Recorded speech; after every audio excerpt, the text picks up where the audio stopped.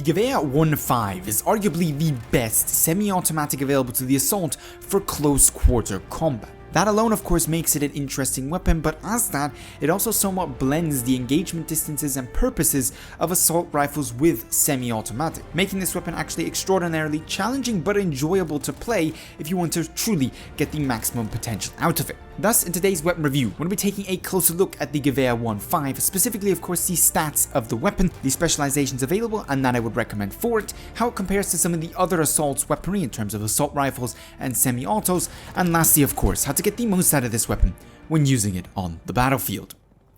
To start things off though with the stats, as we always do. In terms of your maximum damage for the Gewehr 1.5, you're looking at 36, your minimum damage at 22, guaranteeing you of course a 3 to 5 body shot bullet to kill depending on your engagement distance. Up until and including 30 meters, that's going to be a 3-shot kill. Between 31 and 50 meters, you're looking at a 4-shot kill, and from 51 meters onwards, unless of course you're hitting headshots, you're going to be looking at a relatively poor 5-shot kill. To make up for the somewhat low damage model, at least compared to some of the other semi-autos out there, you've got a relatively high fire rate at 360 rounds per minute. In terms of your magazine size, this is relatively generous as well, at 31 bullets available, and the reload times are relatively good, especially when you consider how large the magazine really is, at 2.95 seconds for the short reload and 3.55 seconds for the long reload. Recoil values are nothing special on this weapon with 1.22 vertical, but if you consider how fast you're firing this weapon, they are actually noticeable and impactful,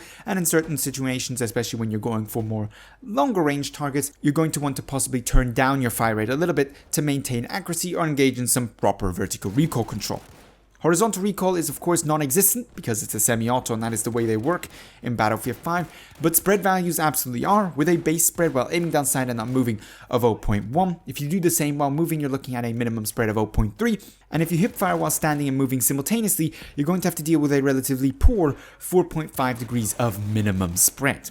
That of course can all be improved with the use of specializations, and in terms of your choices there, you're either going to have to go for the slings and swivels upgrade, giving you 15% faster weapon and gadget switching, or quick aim, which gives you a 33% faster ADS time. Then if you go down the left hand side, you're going to be looking at the enhanced grip upgrade, giving you more accurate hip fire, taking your minimum spread value of 4.5 while hip firing and moving simultaneously down all the way to 1.8. And followed by that, you're going to be looking at the polished action, giving you longer sustained accuracy while hip firing your weapon. On the right hand side, then you've got more of an ADS accuracy focus, with the lightened action giving you 60% faster moving while aiming down sight, and the custom stock improving your ADS accuracy while moving simultaneously. Then your last choice is between quick reload for 15% faster reload time and the recoil buffer, reducing your vertical recoil down from the 1.22 previously mentioned per shot to 0.976. This is a recent change in terms of Battlefield 5's weapon mechanics, in that the vertical recoil upgrades for these weapons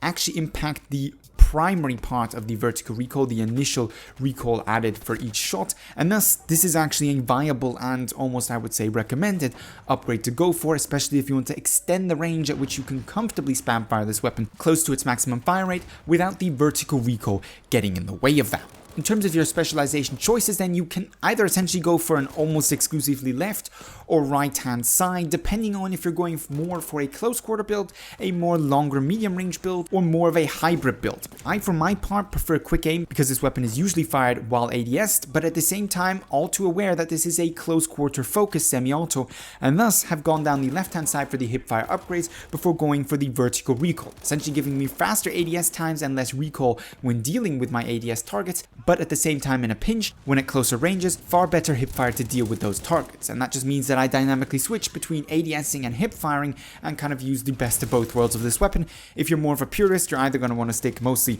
to just the left hand side for your kind of focused on mobility and close quarter hip fire combat, or more on just the right hand side for essentially better accuracy while aiming down sight in all situations with better strafing opportunities as well. That aside though, how does this weapon compare and how does it stack up against some of the other semi-automatics and assault rifles available to the assault class? Well, an interesting point to make about the assault rifles is that this weapon out-damages the majority of them under 30 meters. And that's quite a feat of engineering if you think about it. The STG, even the Gewehr 1.5, can't, technically at least, quite keep up with this weapon in terms of damage output. That doesn't mean that they're not essentially better weapons in close encounter combat, because as they are fully automatic weapons, you can far easier strafe back and forth while shooting, and the consequence of missing a single shot is significantly reduced compared to when doing so with the Gewehr 1.5, but having at least a small damage advantage over them means that you're less at a disadvantage overall just because you are using a semi-auto in more close medium range engagements. Pretty much the same can be said for the M1A1, whose damage model essentially is better for more medium ranges compared to the Gewehr 1.5's more close quarters. But really the interesting comparison comes with the P08 pistol carbine and the Turner and Mas 44s of the world. Now the P08 pistol carbine, recently introduced for the Recon, is very similar to the Gewehr 1.5 in that it's a close quarter focused, essentially semi-automatic weapon, in this case a pistol carbine, with a huge magazine and relatively poor damage model at longer ranges.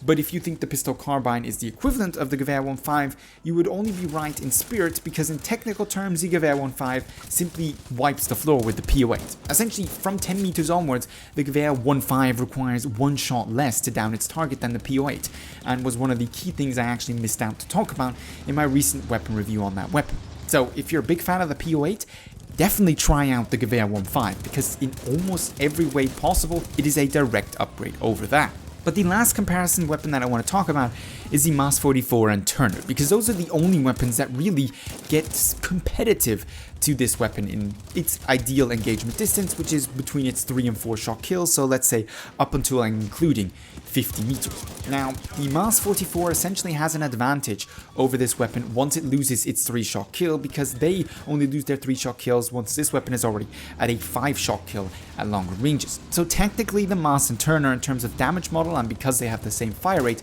are better choices in most scenarios, but they are limited to 1 or 2 targets per mag, which is where the Gewehr 1.5 really can shine for the more aggressive role, where, say, reloading your weapon consistently after every 1 or 2 targets downed is, well, annoying, frustrating, or possibly even detrimental to your, well, staying alive when you get rushed by 4 or 5 targets at once. So the Gewehr 1.5 definitely has its place. It's just a little bit easier to use in some ways than something like the Mas, and more difficult in other ways, because you are going to have to go for a more aggressive approach with this weapon to keep the advantage, or to keep an equal footing with those weapons.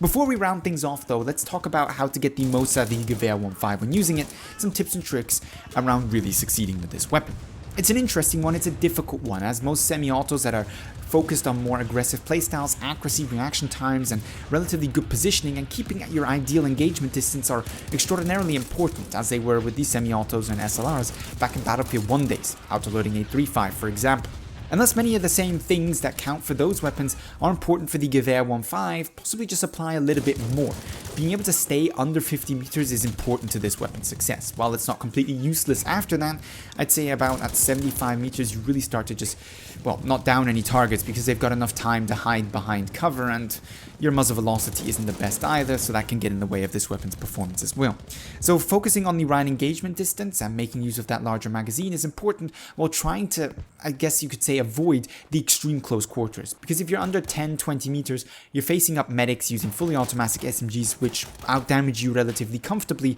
and have a massive hipfire advantage over you as well, so you end up losing most firefights in a one-on-one scenario. For flanking, this is of course a very different matter, and being able to switch between your hipfire and ADS successfully and consistently when your targets allow you to do so is also something I would definitely recommend practicing. If you're not comfortable with hipfire, don't use this weapon at all, because you really want to take advantage of its hipfire abilities in close quarter scenarios if you've equipped it with the according specializations. The last thing that I would definitely want to mention about this weapon is that because it's got decent recoil but at the same time a relatively high firing, slowing down that fire rate at more longer range targets, as with weapons such as the Turner and Mas, is important for maintaining accuracy, and the loss in damage is rewarded in higher damage on target because you hit more of your shots. And a little bit of a secret tip that pretty much applies to all weapons but is very beneficial specifically to the Gewehr 1.5: if you've got a target in front of you that, say, doesn't require you to AD spam all over the place because, let's say, he hasn't seen you, crouching down and then firing is actually going to significantly reduce the amount amount of recoil you're dealing with on this weapon and make it a little bit easier to hit, say, those more medium range shots at the maximum fire rate of this weapon. But that pretty much wraps it up for the Gewehr 1.5. Let me know down below in the comments what you think of the weapon, if you've enjoyed playing with it so far, if it's one of those weapons that you haven't really tried out just yet. Leave that as well as, of course, your usual feedback and video suggestions down below in the comments, or hit me up with them on Twitter. If you found this video helpful, interesting, or enjoyable, don't forget to give it a thumbs up. But with all that being said, I'd like to thank you very much for watching, and hope to see you in the next Battlefield 5 video.